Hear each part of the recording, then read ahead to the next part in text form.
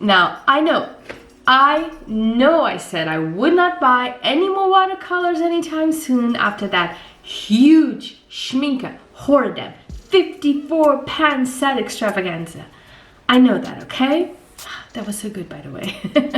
I'm still a little bit on cloud 9 because of that one. But anyway, here we are, and I have just bought another watercolor set. And you know what that means? That means that today I am unboxing and swatching what a lot of people say is the best quality affordable watercolors out there. They're supposed to be very good, they're very cheap, so what's there not to like, right? I'm talking about the 48 pan set by Mungyo. Mungyo? Is that how you say it? Mungyo, I think, right? Anyway, I'm really excited about this one because in a way I have been waiting for these for a very long time, and I'll explain what I mean by that a little bit later, okay? Let's get to it. These are professional grade, or so they say, and yet they're selling on Amazon for $36. $36 for a 44 set of professional watercolors? How's that possible? I mean, the $10 alone, it's almost worth that. You know, it's really nice. But that's actually not why I bought this. Let me just open these. Oh. Okay, here we go. Look at that. Big box. Little dent, but that's fine. The Finest Art Materials Gallery. Let me see the box actually. I didn't get a chance to see. Professional watercolor. Yeah, some people debate that. Passion for masterpieces. These professional watercolors have vivid color intensity, brilliant and transparent colors with superior dilution and superb light fastness. Okay, that's a lot of promises. Passion for masterpieces, luminous color, intense color, transparent. So these are all the colors we're supposed to get. I am loving these purples already. These seem like metallic. I don't know. Okay, let's open this beauty up. Ready?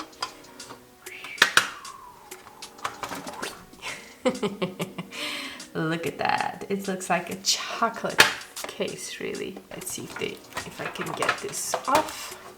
So huge pan, and let's chat while I remove the wrappers and prepare these for swatching, okay? And I guess it's always a really good sign when the paints come all nice and wrapped. It means that they take that kind of care, which I think is good. Plus, it looks much better when they're presented this way. You know, the only thing I do not like that I already can see is the plastic. There is a lot of, okay, there's a number here. There is so much plastic with this set, 48 of these actually, which I don't really appreciate. This has a really funky consistency. I think this one's metallic. I got the numbers right here, which is good. So let's go. Why do they use so much plastic? I mean, Schminke can do it without the, ooh, this is an old gold. I like that one. Can you see? Really nice. Really golden. Okay. I don't get the plastic, you know, you could just wrap them in paper. They have the paper right here. Why don't they just wrap the whole thing in paper? I don't get it. It's weird, but okay. Ooh, gray. I think this is actually silver, contrary to what we've seen with the Schminke that says it's silver, but it's actually metallic white. Oh, speaking of whites, oh goody. Two whites, pearl white and white. I don't even like having one white, let alone two, but okay. Now, I've said it before and I'll say it again. I do not want to be the type of person who owns like dozens of watercolor sets, because I know myself enough to know I will just be using one or two. Plus, you know, all the sets plus all the sets I have are either purchased by me or gifted by loved ones, so that can get really expensive. But the reason I bought these was because I was watching watercolor videos, as one does, and I happened to find that these are actually the same company that makes the Jane Davenport watercolors and the Prima Marketing watercolors. And they're also sometimes known as Sargent watercolors, by the way. Not only are they the same company, it appears that the colors are the same.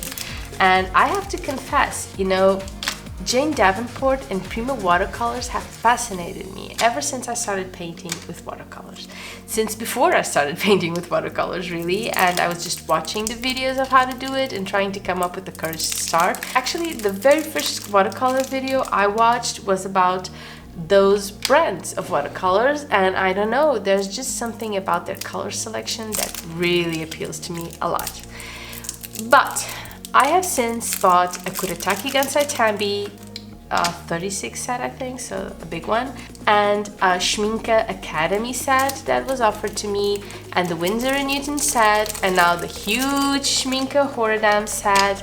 So spending that kind of money, you know, the kind of money they're asking, stuck. So anyway, you know, I couldn't really justify spending the kind of money these brands ask for a 12 paint set. You know, it just didn't make sense to me. I mean, you can't really get any of, ooh, that's a pretty blue.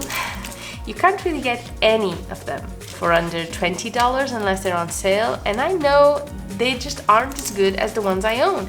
And there are a lot of sets I'd like to have, so that would be a really big investment. So imagine my delight when I realized I could have most of them, maybe all of them, at least the ones that are on my list, for less than $40. So I just had to have them. I had to try them, and if you want to check them out too, I'll just leave a link in the description. But you see my point, right? $36 for a 48 pan set is an awesome deal when it holds a lot of different paints you'd like to own.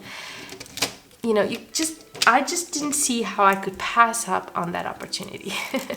Plus, I don't know how it is with you, but I still kind of struggle with using the more expensive paints for testing stuff out. I'd much rather have sets that are cheaper and that allow me to try all sorts of new things and make mistakes without having to think how much that's costing me. Because let me tell you, you know, the paint, the paper, it all adds up really, really quickly. And I usually use my Mei Liang Pretty Excellent set for that, but I'm thinking, ooh, that's pretty. Sorry, got distracted a little bit. I'm thinking this may become a fast favorite, actually. Now, Mungyo is a Korean brand that's mostly known for its pastels, although it does have a large range of products. Ooh, that's right. And I'll just put it out there, a lot of people do not consider these paints to be professional grade. They see it mostly as a really, really good student grade, which is actually fine by me, you know, that's what that huge Schminke Horadam box is for, right? Oh, I still cannot believe I bought that one, if I'm honest. Okay guys, we are halfway there, and I think I'm just going to speed this up a little bit, okay? See you in a bit.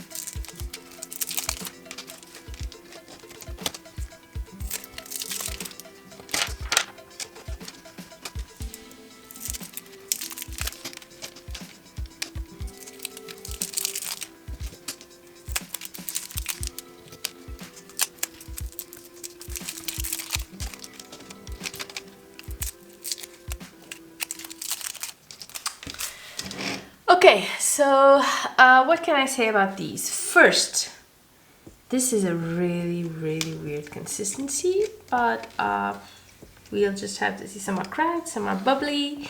They look a little bit greedy, and I don't mean just the metallic ones. So we'll have to see how they behave once they're activated. Second, this is not okay, guys. Not okay. Not okay in the slightest. The amount of plastic I have right here, it's just plastic and paper. I mean, it just doesn't make sense. Also, what the heck is this color sequence? It just doesn't make sense. First, you know, it's just a really weird sequence. Plus there's a blue here, and then we go to the greens, and then we go back to the blues, and then we go back to the greens. I don't know what's happening here. I don't understand. I'm really confused, but I guess we'll just start swatching these, right? Okay, I have just filled my swatch right here, and it actually confirms my suspicions that this order is just crazy. I'll be swatching these paints in the order they came in, but to be honest, you know, that further down the line, I don't guarantee I won't change the swatch card because I don't think this is going to work for me.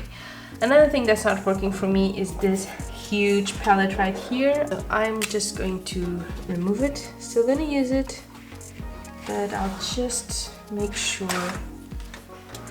that I choose where it stays, because having it on the palette just doesn't work for me, guys. I like to keep my paints close to my painting. If I had this, it would be right here, and that just doesn't work. Like this, I can easily just get them next to each other and we're good to go. Now we are just going to start with our metallics, and I have to say I'm not particularly excited about these because I already own a couple of Kuretake Gansai Tabi metallic sets. You've seen them, right? I've used them a couple of times and I really, really love them. But I don't use them as much. But these colors are actually kind of different from those. So, you know, maybe I'll use them. And metallic paints are usually really hard to activate, but these don't seem to be. So that's a good thing. So that was copper, and this is really yellow gold. Looks like curry, if I'm honest. Don't know if that is obvious in your end, but in my end it's pretty obvious that this is curry. Oh, it has curry flakes. What is this? It's flaky. Oh, that's weird. Well, this is paint, but yeah, I don't know what I'm supposed to do with this. What the heck? Yeah.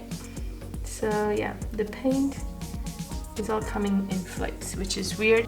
But, you know, even though if you don't like metallics, you can't really say they're not thorough. You know, there's a little bit of everything for everyone, and that is a good thing, particularly when you have such a big set. You have room for that. So silver, so pearl white. So we have copper, gold, silver, and pearl white, and we are done with our metallics. So now there's white. This is a really funky consistency. Really funky, but it doesn't seem, well, the gold did. The other paints don't seem to pass that funkiness on when you activate them, so we're good. So now next is Jaune Brilliant, and this was actually one of the paints I wanted.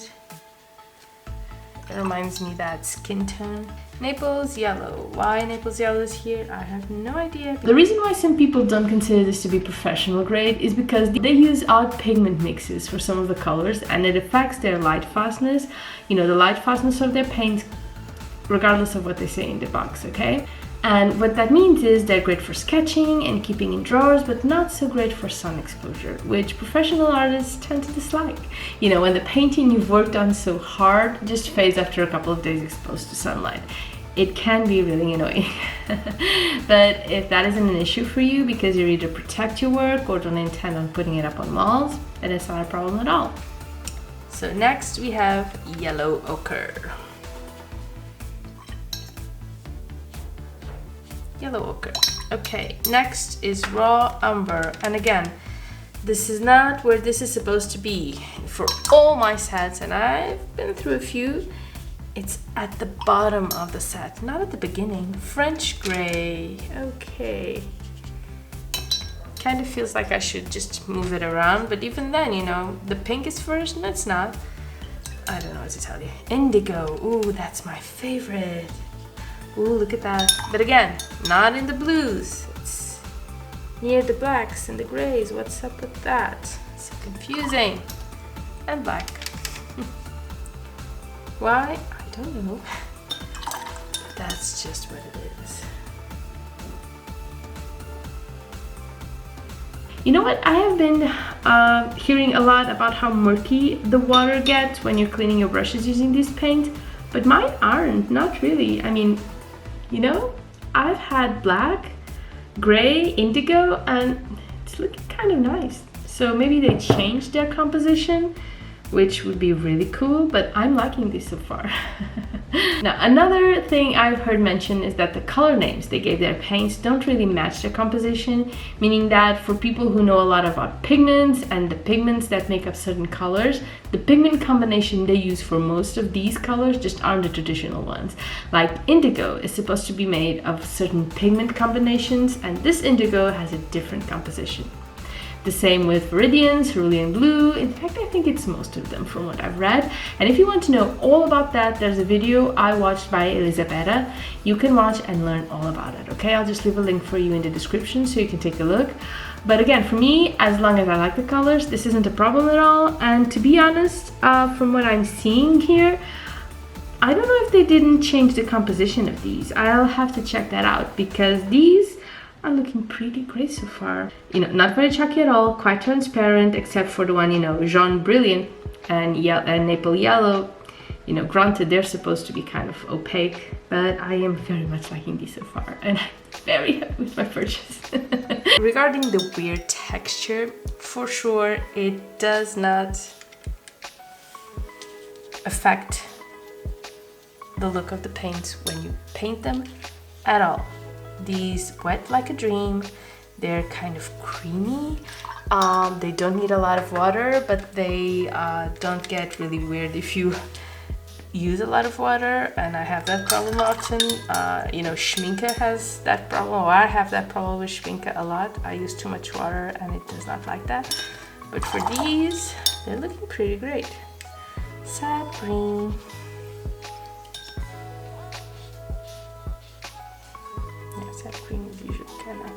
I definitely recognize a lot of these names, but you know, since I've read the composition isn't right, I don't know what to tell you. You know, they look perfectly fine to me, but I am not a pigment expert in the slightest. I'm not a watercolor expert in the slightest, if I'm honest. I'm just starting out and having a lot of fun with it and sharing my experience with you guys. So if you're just starting out too, I hope I'm helping. And what I'm loving most, if I'm honest, is just the vibrancy of these colors. These are so pretty. They really are. You know, they kind of remind me of the Karataki Gansai Tambi paint. So maybe it's an Asian thing. But these look really pretty. I am loving these.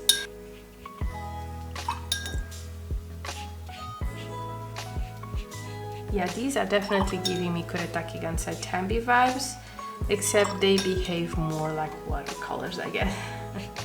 That's the best way I can explain it, because Kuretake kind of behaves like gouache sometimes. They don't behave the way they should sometimes. Or maybe, and I'm definitely not experienced enough in watercolors to bypass that. But these are pretty lovely. Look at these. Lovely grays, lovely violets, lovely purples. I'm liking these so far. I just can't really get past these color sequence. I mean, look at this. Why would you go back to green? You had green here, right? You moved on to the blues, but now you're just back with the greens. Why is that? That makes no sense to me. If you have an inkling of why they did this, that makes sense, don't forget to let me know, please, because I'm really stumped with this one. Green gray. And now we're back to greens. And we are still on the greens. Look at that. Very pretty greens though. Nothing wrong with that. It's just sequence. Okay, Van Dyke Brown. So usually the browns and the ochres stay together, but not with this one. You have the raw umber, the yellow ochre right here, and the brown is over there. Burnt umber is over here. For some reason, I don't know, did they get mad at each other and had to be separated? Brown, red. So light red. This raw sienna is really, really orange. Burnt sienna. Yeah, that's more like the color we usually know. This is a gorgeous color, by the way. Okay, last row. Now they have the yellows. Lemon yellow. It's such a pretty color, lemon yellow. It's just so bright and light at the same time. I love it. So this is yellow. Yellow orange. So this part is okay, but it's the end, not the beginning. So that orange. Vermilion. Scarlet.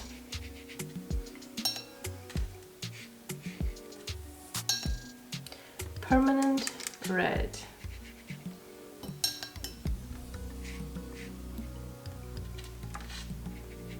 That's a pretty red. Permanent rose. So there's only one red in this set. Okay. A million greens and blues. Rose madder. Ooh, lipstick. There's always a lipstick kind of rose. Crimson lake. Ooh, that's a pretty one. Cold pink.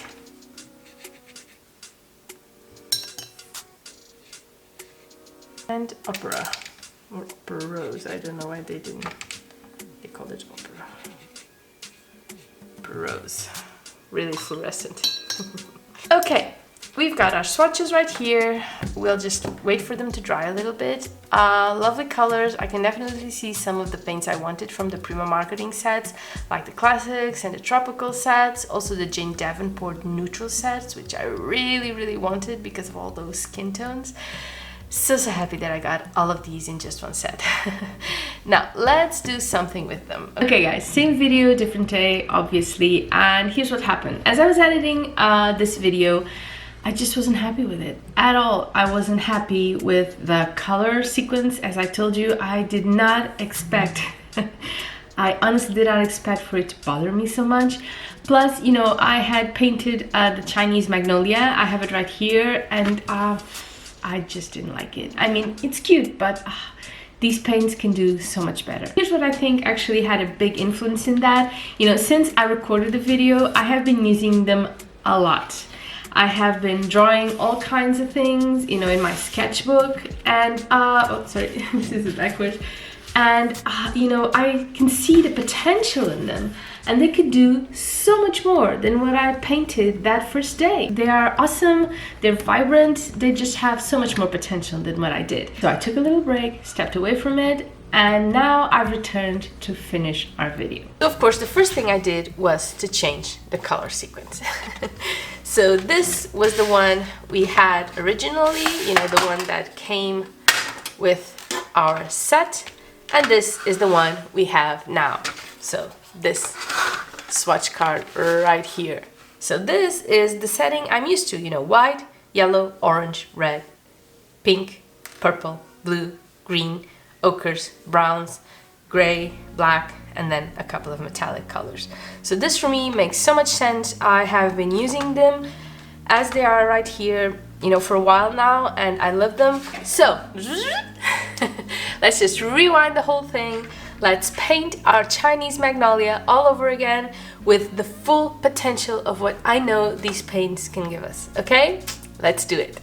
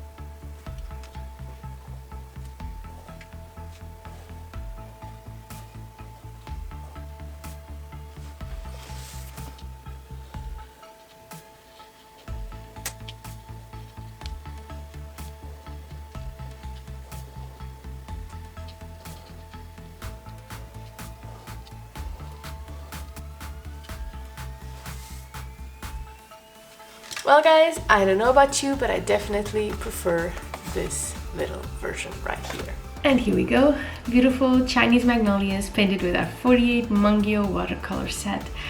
And I have to say guys, these were such a joy to make. And I guess another thing I should say, you know, if you've watched an older version of a Mungyo review, is that they probably changed their formula. You know, one of the things I kept hearing in older videos about this set was how murky the waters got, but look at those. You know, these are almost transparent. They aren't murky at all. So I think they probably did something about it that actually improved the quality of their paints, which is very good news. I mean, look at this vibrancy. I love it, I really, really do. I am very happy with them. It was a joy to paint. I am so stoked that I get to own this set. I am a very lucky girl. Thank you for doing this with me. I clearly had a blast, and I will see you very, very soon. Bye bye.